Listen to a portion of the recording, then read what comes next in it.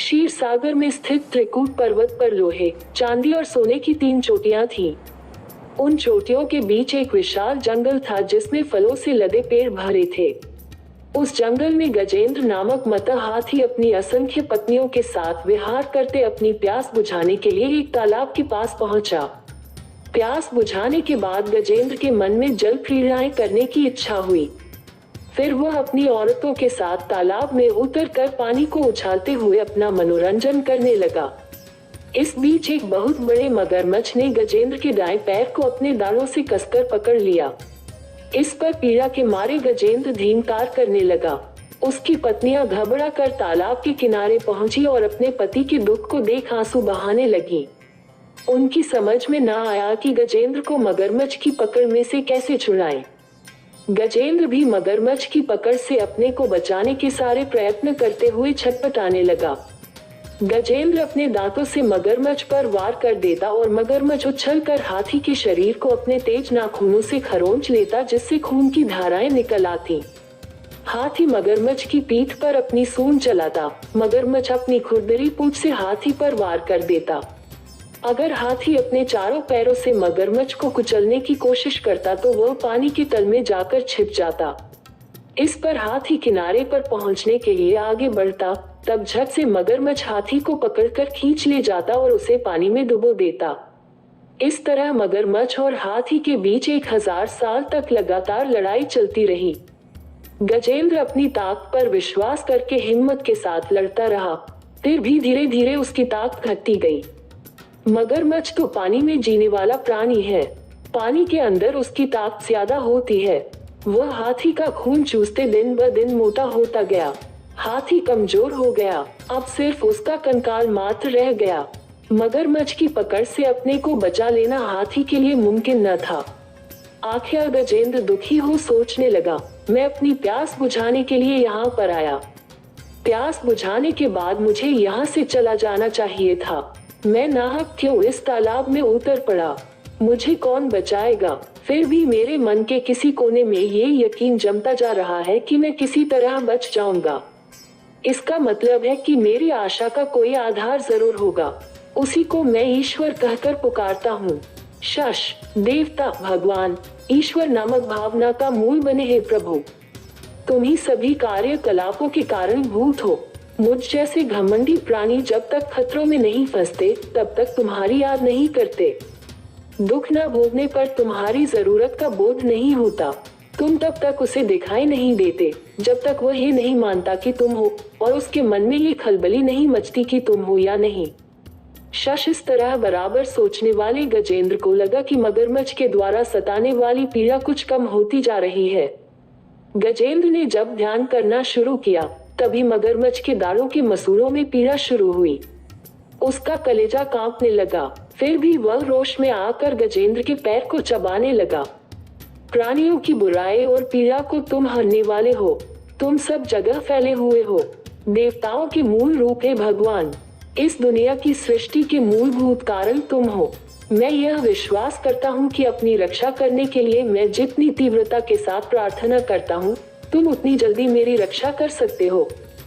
सब प्रकार के रूप धरने वाले, वाणी और मन से परे रहने वाले हे ईश्वर, ऐसे अनाथों की रक्षा करने वाली जिम्मेदारी तुम्हारी ही है न।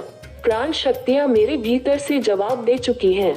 मेरे आंसू सूख गए हैं। मैं ऊंची आवाज में तुम्हें पुकार भी नहीं सकता हूँ। मैं अपना होश हवास भी खोता जा रहा हूँ। चाहे तुम मेरी रक्षा करो या छोड़ दो, ये सब तुम्हारी इच्छा पर निर्भर है। मेरे अंदर सिर्फ तुम्हारे ध्यान को छोड़ कोई भावना नहीं है। मुझे बचाने वाला भी तुम्हारे सिवाय कोई नहीं है। शशयो गजेंद्र सूंड उठाए आसमान की ओर देखने लगा। मगरमच्छ को लगा कि उसकी ताक जवाब देती जा रही है। उसका मुंह खुलता जा रहा है। उसका कंठ बंद होता जा रहा है। उधर हाथी की आंखें इस तरह बंद होने लगी कि उसे अपने अस्तित्व का ही बोध न था। वह एकदम अचल खड़ा रह गया। उस हालत में विष्णु आ पहुंचे। सारा आसमान उनके स्वरूप से भर उठा। गजेंद्र को लगा कि वह एक अत्यंत सूक्ष्म कण है। विष्णु ने अपना चक्र छोड़ दिया और अभय मुद्रा में अपना हाथ फैलाया। बड़ी तेज गति के साथ चक्कर काटते विष्णु चक्र ने आकर मगरमच्छ का सर काट डाला। दरअसल मगरमच्छ एक गंधर्व था। उसका नाम हुहुश था।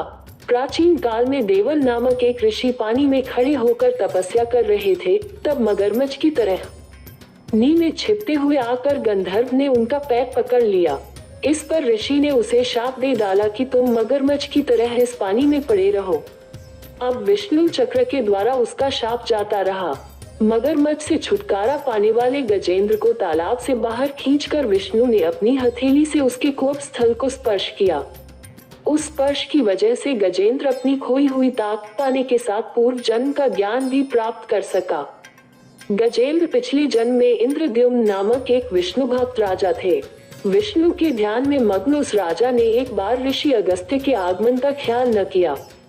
ऋषि ने क्रोध में आकर उसे शाप दिया कि तुम अगले जन्म में मतर हाथी बनकर पैदा होगे। उसी दिन गजेंद्र के रूप में पैदा होकर उसने मुक्ति प्राप्त की। गजेंद्र मोक्ष की कहानी नैमिषारण्य में होने वाले सत्र याग में पधारे हुए शौनक आदि मुनियों को सूत महर्षि ने सुनाई। मुनियों ने सूत महर्षि से कहा, मुनिव, गजेंद्र मोक्ष की कहानी हमें तो सिर्फ एक हाथी की जैसी मालूम नहीं होती, बल्कि सारे प्राणी कोटि से संबंधित मालूम होती है। खासकर कई बंधनों और मुसीबतों में फंसकर तड़पने वाले मानव जीवन से संबंधित लगती है। इसके जवाब में सूत महर्षि बोले, हाँ, गजेंद्र मोक्ष की कहानी श्लेषार्थ से भरी हुई है। उसका अन्वय जो जिस रूप में चाहे कर सकता है।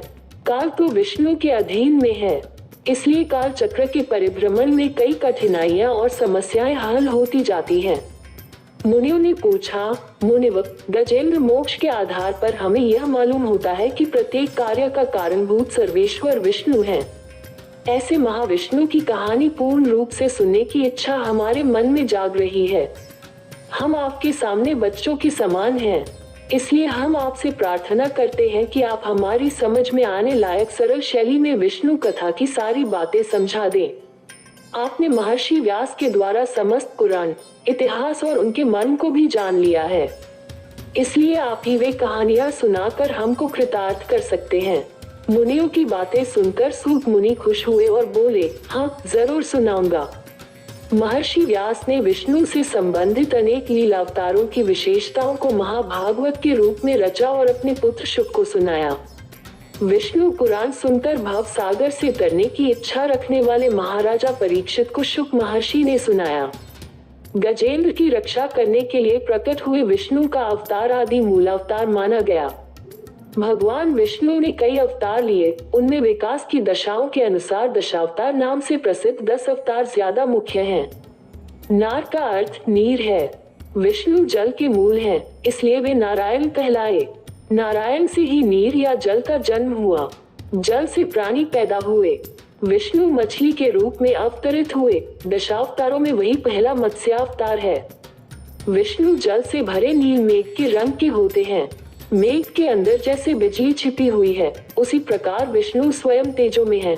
उनके भीतर से उत्पन्न जल भी तेज से भरे रहकर बुरे रंग का प्रकाश बिखेरता रहता है। वही जल कारणोदक क्षीर सागर है। क्षीर सागर में अनंत रूपी काल समय शेषनाग के रूप में कुंडली मारे लेटा रहता है। शेषनाग के 1000 फन हैं। अनंत शेषनाग पर शेषाय के रूप में विष्णु लेटे रहते हैं। उनकी नाभि में से एक लंबे नाल के साथ एक पद्म ऊपर उठा। उसी पद्म से ब्रह्मा का उदय हुआ। ब्रह्मा ने सभी प्राणियों की सृष्टि की। अनंत काल युगों के रूप में चलता रहता है। कृत, त्रेता, द्वापर और कलियुग, इन चारों को मिलाकर एक महायुग होता है। 1000 महायुग मिलकर एक कल्प होता है। एक कल्प ब्रह्मा का एक दिन होता है। रात का वक्त इसमें शामिल नहीं है। दिन के समाप्त होते ही उन्हें नींद आ जाती है। वही कल्पांत है। उस वक्त चारों ओर गहरा अंधेरा छा जाता है। विष्णु से निकली संकर्षण की अग्नि सबको जला देती है। झंझावात चलने लगते हैं। तब भयंकर काले बादल हाथी की सूंडों जैसी जलधाराएं लगातार गिराने लगती हैं। महासमुद्र में आसमान को छूने वाला उफान होता है। भूवर और स्वर्ग लोग डूब जाते हैं। चारों तरफ जल को छोड़ कुछ दिखाई नहीं देता। यही ब्रह्मा की सोने की रात प्रलय काल है। यही कल्पांत का समय है। सत्यव्रत नामक राजर्षि नदी में नहाकर नारायण का ध्यान करके जब वे अर्घ्य देने को हुए, तब उनकी अंजलि में सोने के रंग की एक छोटी मछली आ गई। सत्यव्रत उस मछली को नदी में छोड़ने जा रहे थे, तब वह मछली बोल उठी, हे राजन, हमारी मछली की जाति अच्छी नहीं होती, छोटी मछलियों को बड़ी मछलियां खा जाती हैं। अगर उनसे बच भी जाए, मछुआरे जाल फेंक कर पकड़ लेते हैं। इसलिए मैं आपकी शरण मांगने अंजलि में आ गई हूँ, कृपया से मुझे छोड़ न दीजिए। सत्यव्रत मछली को अपने कमंडलू में रखकर अपने नगर में ले गए। वे महाराजा के रूप में राज्य करते हुए बड़ी तपस्या करने वाले एक राजर्षि थे। विष्णु के परम भक्त और बड़े ज्ञानी थे। कमंडलू के भीतर वाली छोटी मछली दूसरे दिन तक बड़ी हो गई और छटपटाते आर्तनाद करने लगी, महाराज, मुझको कमंडलू से निकालकर बड़ी जगह पहुंचा दीजिए। इस पर मछली को बड़े नांद में छोड़ दिया गया। वह थोड़ी ही देर में बहुत बड़ी हो गई। तब सत्यव्रत ने उसे एक तालाब में डाल दिया। मछली बराबर बढ़ती गई। तब उसे तालाब से बड़ी नदी से समुद्र में पहुंचाया गया। इस पर मछली ने पूछा, हे राजर्षि, मैं आपकी शरण में आया हूँ। ऐसी हालत में क्या आप मुझे समुद्र में छोड़कर चले जाएंगे? क्या मगरमच्छ और तिमिंगल मुझको निगल नहीं जाएंगे? सत्यव्रत ने कहा, हे महामीन, बताओ, मैं इससे बढ़कर तुम्हारे लिए क्या कर सकता हूँ? पल भर में 100 योजन बढ़ने वाले तुमको भला कौन प्राणी निगल सकता है? अगर आपको ये कहानी अच्छी लगी हो तो मेरे चैनल को सब्सक्राइब करें और इस वीडियो को लाइक करें।